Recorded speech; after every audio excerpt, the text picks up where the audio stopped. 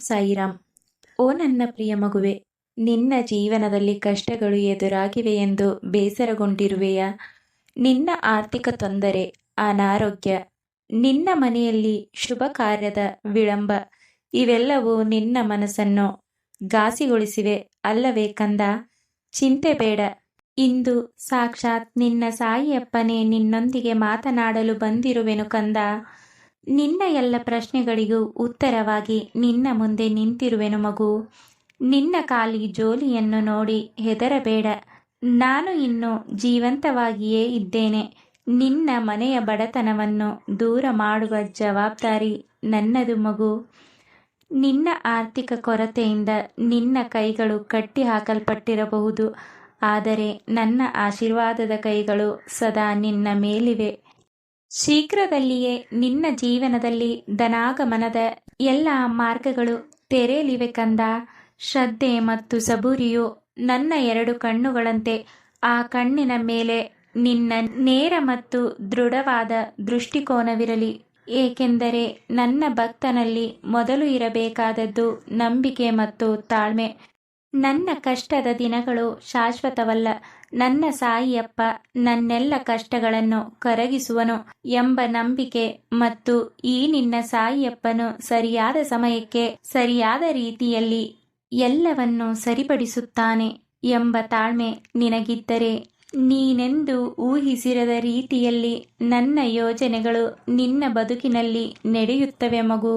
ಇಂದು ನೀನು ಅನುಭವಿಸುತ್ತಿರುವ ಸವಾಲುಗಳು ನಾಳೆಯ ನಿನ್ನ ಗೆಲುವಿನ ಮುನ್ನುಡಿಯಾಗುವವು ಕಂದ.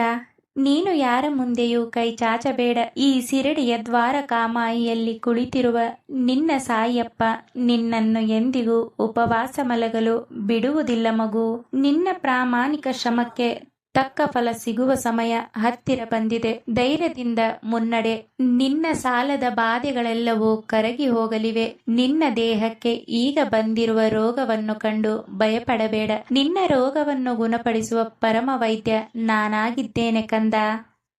ಮಗು, ಯಾವಾಗ ನಿನಗೆ ನೋವು ತಡೆಯಲು ಸಾಧ್ಯವಾಗುವುದಿಲ್ಲವೋ ಆಗ ಈ ನಿನ್ನ ಸಾಯಿಯಪ್ಪನನ್ನು ಒಮ್ಮೆ ಕೂಗು. ನಾನೇ ನಿನಗೆ ಮದ್ದಾಗಿ ಬರುತ್ತೇನೆ ಕಂದ. ನಿನ್ನ ನೋವನ್ನು ನಾನು ಹಂಚಿಕೊಳ್ಳುತ್ತೇನೆ ಮಗು. ನಿನ್ನ ಕಣ್ಣೀರನ್ನು ನಾನು ನೋಡುತ್ತಿದ್ದೇನೆ ಮಗು. ನಿನ್ನ ಕಾಯಿಲೆ ಎಷ್ಟೇ ದೊಡ್ಡದಾಗಿದ್ದರೂ ನನ್ನ ಆಶೀರ್ವಾದದ ಮುಂದೆ ಅದು ಅತ್ಯಂತ ಚಿಕ್ಕದು ಅಲ್ಲವೇ ಕಂದ? ನಿನ್ನ ಸಾಯಿಯಪ್ಪನ ಶಕ್ತಿಯ ಮೇಲೆ ನಿನಗಿರುವ ನಂಬಿಕೆಯೇ ನಿನ್ನನ್ನು ಅತಿ ಶೀಘ್ರದಲ್ಲಿಯೇ ಗುಣಮುಖನಾಗುವಂತೆ ಮಾಡುತ್ತದೆ ಮಗು. ನಿನ್ನ ದೇಹಕ್ಕೆ ಕಾಯಿಲೆ ಇರಬಹುದು, ಆದರೆ ನಿನ್ನ ಆತ್ಮಕ್ಕೆ ನನ್ನ ರಕ್ಷಣೆಯ ಕವಚವಿದೆ ಕಂದ. ನನ್ನ ಉದಿಯನ್ನು ನಂಬಿಕೆಯಿಂದ ಹಣೆಗೆ ಹಚ್ಚಿಕೋ. ನಿನ್ನ ಕಷ್ಟಗಳೆಲ್ಲವೂ ನಿವಾರಣೆಯಾಗುತ್ತವೆ ಕಂದ. ವೈದ್ಯರು ಕೈ ಚೆಲ್ಲಿದರೂ ನಾನು ನಿನ್ನನ್ನು ಕೈ ಬಿಡುವುದಿಲ್ಲ ಮಗು. ಕಂದ, ನಿನ್ನ ವೈದ್ಯಕೀಯ ಚಿಕಿತ್ಸೆಯ ಜೊತೆಗೆ ನನ್ನ ನಾಮಸ್ಮರಣೆಯನ್ನು ನಿರಂತರವೂ ಮಾಡು. ಪವಾಡವನ್ನು ನೀನೇ ನೋಡುವೆ ಕಂದ. ನಿನ್ನ ಮನೆಯಲ್ಲಿ ಶುಭ ಕಾರ್ಯದ ವಿಳಂಬವು ನಿನ್ನನ್ನು ನೋಯಿಸುತ್ತಿರಬಹುದು. ಮದುವೆಯಲ್ಲಿ ಅಡೆತಡೆಯು, ಸಮಯ ಕಳೆದಂತೆ ಸಮಾಜದ ಚುಚ್ಚು ಮಾತುಗಳು ನಿನ್ನನ್ನು ಘಾಸಿಗೊಳಿಸುತ್ತಿರಬಹುದು. ಅದಕ್ಕೆ ನೀನು ಚಿಂತಿಸಿ ನೆಮ್ಮದಿಯನ್ನು ಹಾಳು ಮಾಡಿಕೊಳ್ಳಬೇಡ ಕಂದ.